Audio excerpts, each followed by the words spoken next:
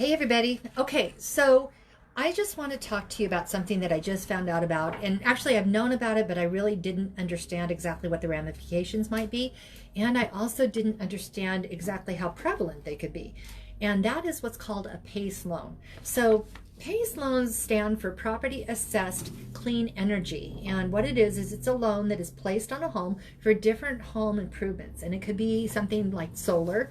It could be something about water heaters. It could be retrofit for windows. It could be all sorts of different things that potentially make your home more energy efficient. Well, they're heralding this as being an amazing thing on behalf of you as a homeowner, but I don't know if they're explaining it very thoroughly in regards to how that impacts you when you go to sell. And if you're a buyer, how it impacts you as a buyer.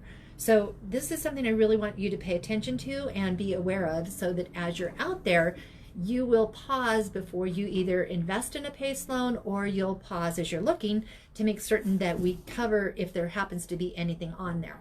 So the way the PACE loan is that they lump all of these energy saving items together, and let's just say that it's $20,000. Well, if it's $20,000, they say that's no problem, it's not a big deal, we're just going to add this to your tax bill. Well, what they do is they'll actually break that $20,000 apart into different increments depending upon where it's financed through for what the interest rate happens to be.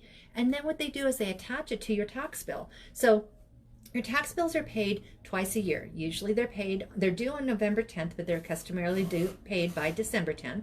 They're also due on April 10th, and they're often paid for by June 10th. But the thing that's important to know about this is that they add this to your tax bill as a lien. So this could potentially increase the taxes that you're paying on your house substantially.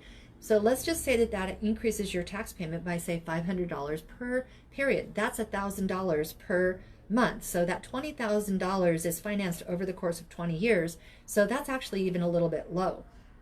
What ends up happening is that if you're not careful, if you're late, then they can actually foreclose on the home. So that's the one thing. The other thing too is that if you are going to sell your home anytime within that 20-year period, that lien has to transfer to the new buyer, which means that the new buyer has to qualify for that. It's really important to take a look at that, because that may be something that could be not the best benefit for the buyer, and it can actually throw their ratios out as far as them being able to qualify.